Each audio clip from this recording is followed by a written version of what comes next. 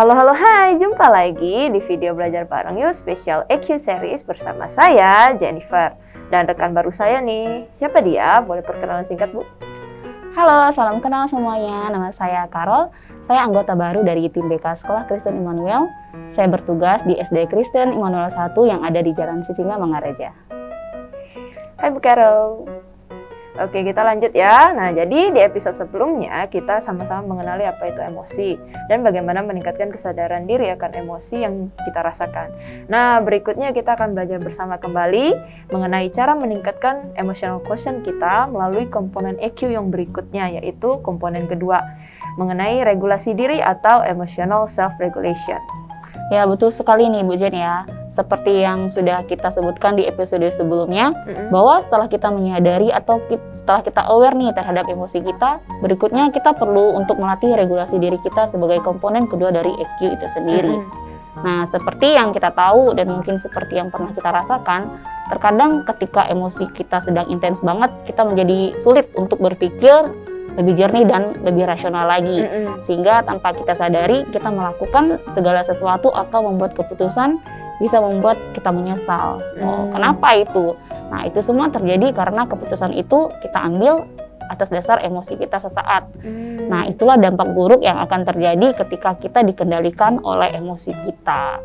Untuk itu, ketika kita sedang emosi, kita perlu mengontrol emosi kita secara cerdas. Artinya, kita perlu tahu nih dan perlu belajar bagaimana cara mengelola emosi kita dengan baik.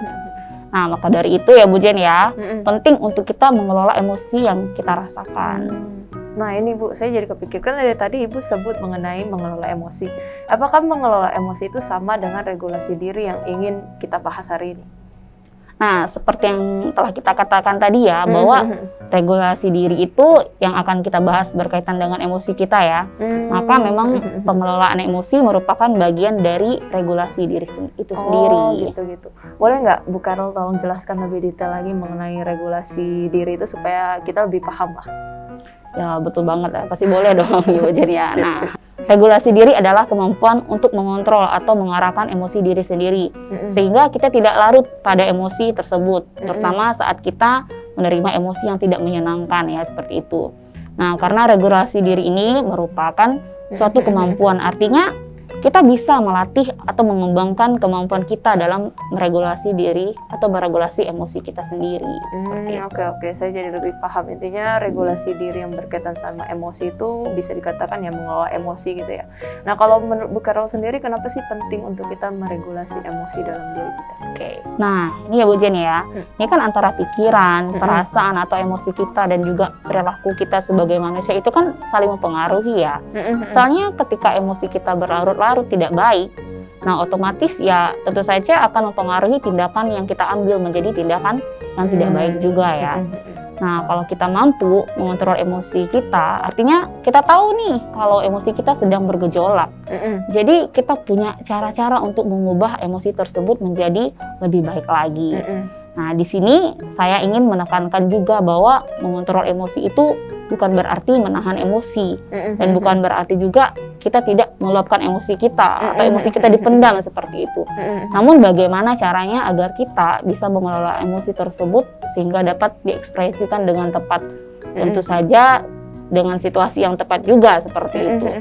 Nah, jadi seseorang dengan regulasi diri yang baik juga mampu meminimalisir konflik pada situasi yang mungkin terjadi. Nah, regulasi diri ini juga termasuk kemampuan untuk bangkit dan mengatasi perasaan atau emosi yang menekan, seperti itu. Gitu. Jadi regulasi diri itu sangat penting supaya kita bisa meminimalisir dampak negatif yang mungkin kita rasakan akibat dari emosi negatif itu kali ya. Betul.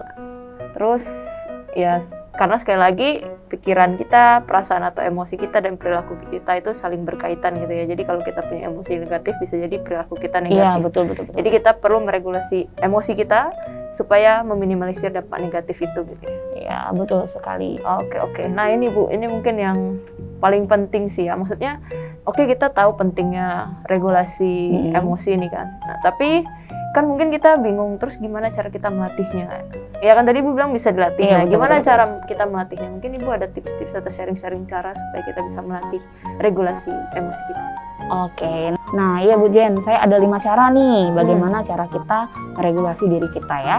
Namun sebelum kita masuk ke dalam cara-cara ini, langkah awal yang pasti harus kita tahu dulu, kita harus aware dulu nih, harus tahu dulu nih apa sih yang menjadi penyebab kita emosi atau seperti apa sih emosi kita saat ini, misalnya kita sedang marah atau sedih atau seperti apa atau takut misalnya seperti itu.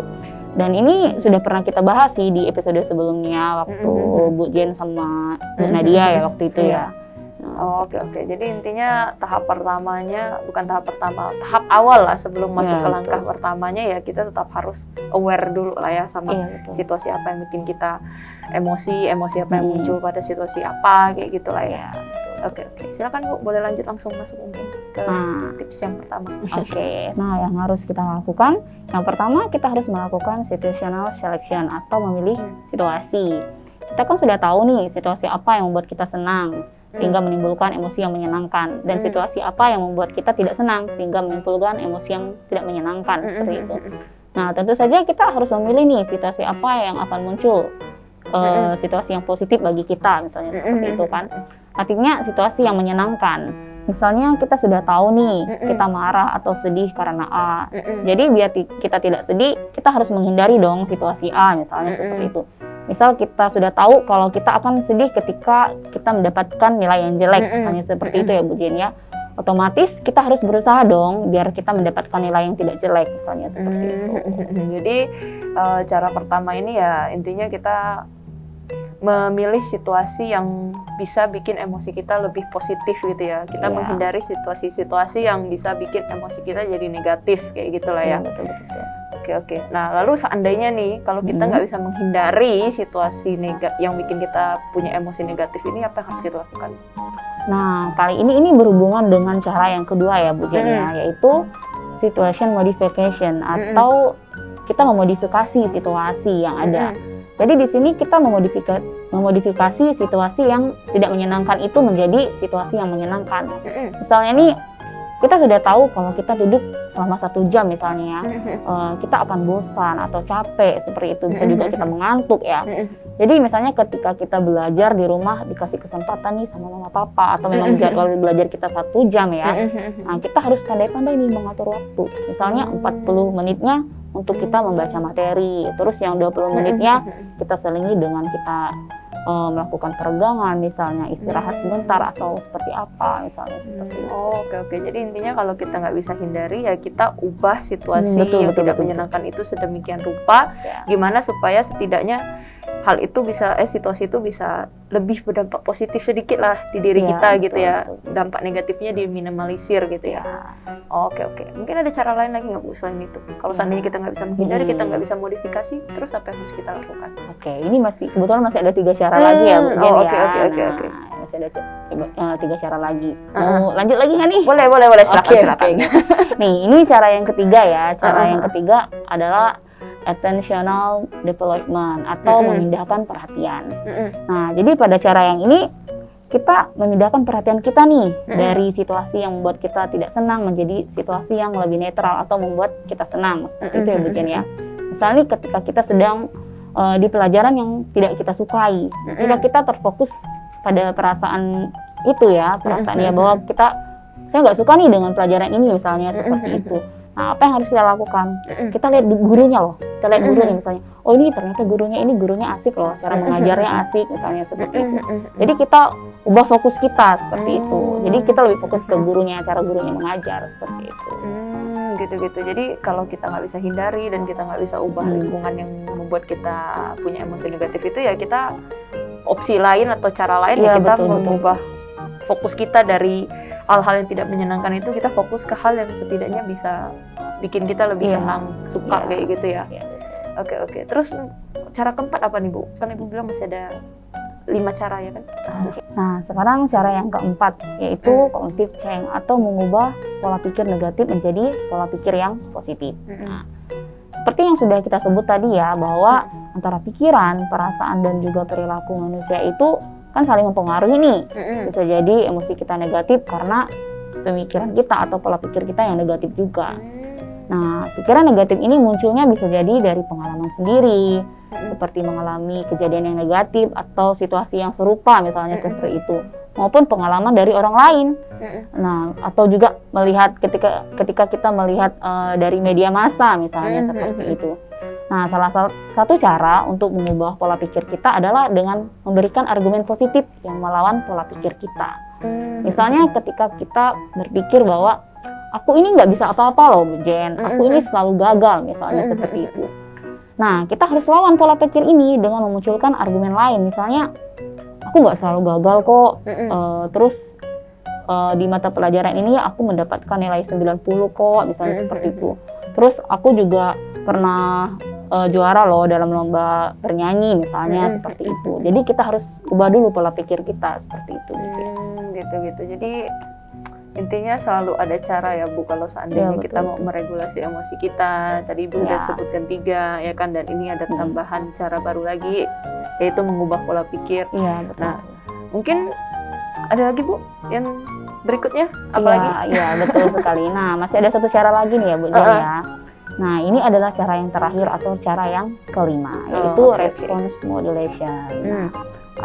Ini melakukan aktivitas adaptif seperti respon perubahan fisik kita, misalnya terus psikologis atau perilaku kita seperti itu, karena munculnya emosi yang tidak menyenangkan misalnya seperti itu ya. Nah, ketika kita mengalami emosi yang tidak menyenangkan, pasti itu akan mempengaruhi kondisi fisik kita, misalnya seperti itu.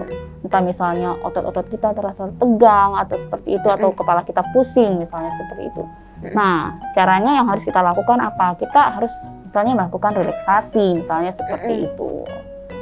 Oh, oke. Nah, tadi kan Ibu ada sebut, jadi total ada 5 cara ya Bu yang bisa kita coba untuk melatih regulasi diri kita, khususnya regulasi emosi kita. Iya, kan? betul. Nah, saya tiba-tiba kepikir pertanyaan, apakah kita harus melakukan itu step by step? Kayak cara pertama kita lakukan dulu, kalau cara pertama gagal berarti kita lanjut cara kedua masih gagal kita lanjut cara ketiga, apakah harus berurutan seperti itu atau bagaimana? Oke. Nah, untuk menerapkan cara-cara ini itu tidak perlu harus berurutan ya, nah, tetapi harus sesuai dengan kondisi atau situasi yang kita hadapi, misalnya seperti itu. Misalnya ketika kita tidak suka nih dengan pelajaran A misalnya seperti itu, apakah kita harus menerapkan cara situation selection, misalnya kita harus nggak usah ikut pelajaran itu misalnya seperti itu, ataupun bahkan lebih ekstrim lagi kita harus pindah sekolah seperti itu ya. Nah, artinya ketika kita mau menerapkan cara-cara tersebut, kita harus lihat dulu nih kondisinya, permasalahannya seperti apa, terus lingkungannya juga seperti apa. Jadi seperti itu. Oke. Jadi intinya nggak harus berurutan, tapi kita pilih, kita lihat dalam situasi kita dari 5 cara ini mana yang terbaik, bisa meminimalisir emosi negatif kita dan tidak merugikan kita kayak gitu ya. Iya, betul. Nggak sampai tadi Ibu bilang nggak suka pelajaran terus sampai pindah sekolah gitu ya. Oke, paham.